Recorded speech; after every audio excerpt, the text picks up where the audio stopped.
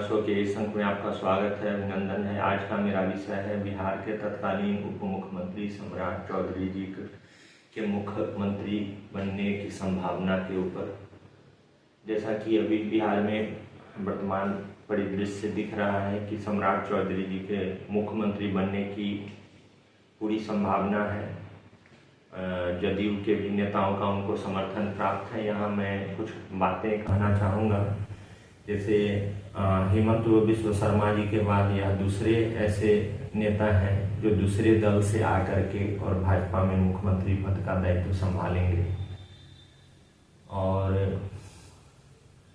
यह कोई मतलब इसे मैं गलत नहीं मानता। हालांकि पार्टी पे बाहरी लोगों का वर्चस्व हो जाना इसका मुझे हमेशा से खेद रहा है। लेकिन अगर उस ढंग के लोग जो पार्टी से वर्षों से नहीं जुड़े रहे हैं, बाद में भी पार्टी में आते हैं, अगर वो हिंदुत्व और राष्ट्रवाद के पुरोधा हैं, तो ऐसे लोगों के आने में कोई पार्टी को नुकसान नहीं है, कार्यकर्ताओं को भी कोई परेशानी नहीं होनी चाहिए। जैसा कि हम लोग हेमंत बिस्व शर्मा जी के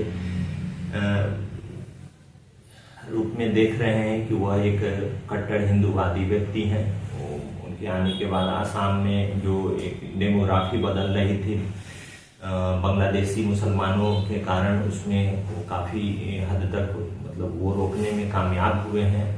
और अगर इस बार जो चुनाव हुआ है भाजपा जीत जाती है वहाँ, तो ये लगातार तीसरी बार भाजपा की जीत होगी, जिसमें हेमंत बिस्व शर्मा का बहुत बड़ा योगदान है। जरूरी नहीं है कि पार्टी के अंदर के लोग ही पार्टी के हित में काम करें बस, लेकिन उनमें हिंदुत्व होना चाहिए, उनमें राष्ट्रवाद होना चाहिए। बाहर से आए हुए लोग ही क्यों न हो, पार्टी के अंदर रह के भी बहुत लोग बहुत कुछ नहीं कर पाए। संघ पृष्ठभूमि के प्रचारक टाइप के लोग थे हरियाणा के मुख्यमंत्री मनोहर लाल खट्टर जी, जिन्होंने कुछ नहीं किया। पता नहीं क्या उनमें देखा, संगठन ने क्या देखा, मोदी जी ने जो उन्हें केंद्र में मंत्री बना डाला, लेकिन मुझे तो उनमें कोई बहुत योग्यता नजर नहीं आई।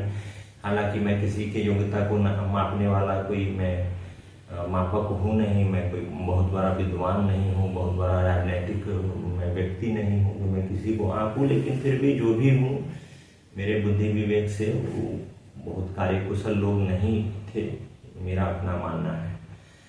तो अब बात करते हैं सम्राट चौधरी जी की। सम्राट चौधरी जी कई पार्टियों में रह चुके हैं। उनके पिताजी शकुनी चौधरी जी आरजेडी के वरिष्ठ नेता थे और कई बार उन्होंने मोदी जी पर अपमानजनक शब्दों का इस्तेमाल किया।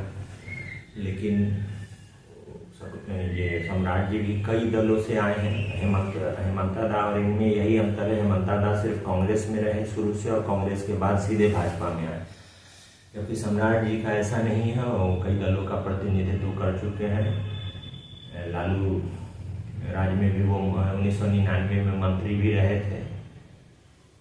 तो लेकिन यही है कि उनसे हिंदुत्व और राष्ट्रवाद की अपेक्षा है। हालांकि उप मुख्यमंत्री रहते और अभी वर्तमान में वो गृह मंत्री भी हैं, ऐसा कुछ दिखा नहीं। हो सकता है कि उनके अपने हाथ में कुछ ना हो। नीतीश जी चूंकि मुख्यमंत्री हैं और वन मैन आर्मी की तरह वो अपने सामने किसी को चलने नहीं देते हैं, तो ये मजबूरी रही हो उनकी। लेकिन आगे देखते हैं, बनने के बाद ईश्वर से यही कामना है कि राष्ट्रवाद और हिंदुत्व के लिए वो कुछ करें।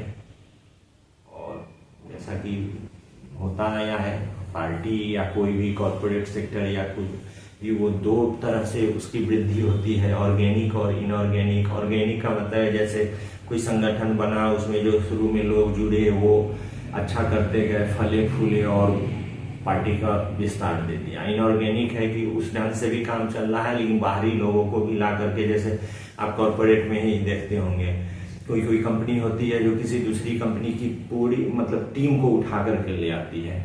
जैसे मुझे याद है कि किसी एक बड़ी कंपनी से निकल करके एक पूरा टीम, और उसने वो मैनकाइंड फार्मा बनाया और बहुत जल्दी वो मैनकाइंड कंपनी ग्रोथ कर गई फार्मा सेक्टर में।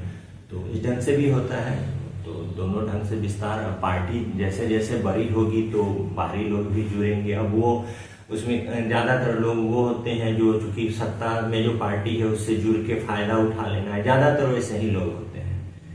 और जमीन से जुड़े कम लोग होते हैं, विचारधारा से जुड़े कम लोग होते हैं, लेकिन है भाई अब जब सैलाब आता है, बाढ़ जब आता है तो बहुत सारे मतलब बहुत सी चीजें नदी में बहने लगती है और बाद में धीरे धीरे वो मतलब जब नदी सिकुड़ने लगती है तो वो सब किनारे लगने लगते हैं। तो यही चीज है, तो देखते हैं क्या होता है। अपेक्षा तो यही है।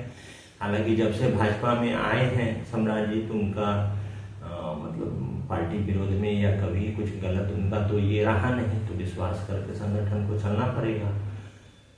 तो यही चीज है। और रह गई मतलब बाहरी लोगों के आने का, तो मैंने सदैव विरोध किया है, आज भी विरोध कर रहा हूँ कि बाहरी लोग आए, बेशक आए, आने से मना नहीं है। 5 साल 10 साल 15 साल वो रहे कार्यकर्ता के रूप में, फिर उनको कोई पद मिले, कोई दायित्व मिले, आते ही साल 2 साल में वो किसी निष्ठावान कार्यकर्ता जिन्होंने अपना जीवन खपा दिया उनके सर के ऊपर बैठ जाए, तो ये उचित नहीं है। लेकिन अब संगठन को जो उचित लगता है, मैंने एक पोस्ट भी लिखा था फेसबुक पे, छोटी सी घटना है, मैं आपको उसका उदाहरण देना चाहता हूँ।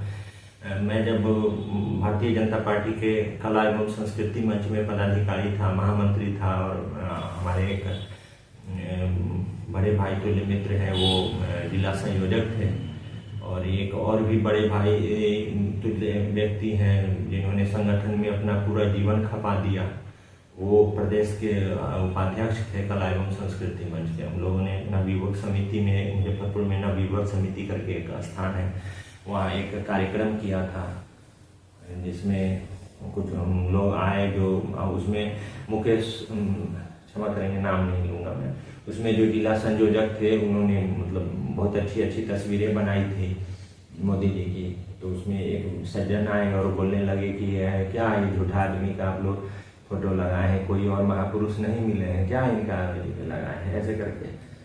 तो जिलाध्यक्ष तो बड़े सोफिस्टिकेटेड लोग थे, वो तो चुप रह गए, लेकिन हम और प्रदेश उपाध्यक्ष हम लोगों ने विरोध किया उसका, तो वहां से चले गए। और आपको जानकर आश्चर्य होगा कि वही व्यक्ति आज जिलाध्यक्ष है। तो ये सब चलता है, दुख भी होता है, लेकिन हम लोग तो इतने छोटे लोग हैं, मतलब पार्टी में हम लोग तो समझिए कि वो बिहार में कहा था चिंटी पिपड़ी, वही चिंटी पिपड़ी वाली स्थिति है। हमारे चाहने से ना चाहने से कुछ बनना बिगड़ना नहीं है। इन शब्दों के साथ अपनी वाणी को विराम देता हूँ। अगर कंटेंट पसंद आए तो लाइक करें, शेयर करें, चैनल को भी सब्सक्राइब करें, और अगर कुछ कंट्रीब्यूट करना चाहते हैं तो वो भी कर सकते हैं।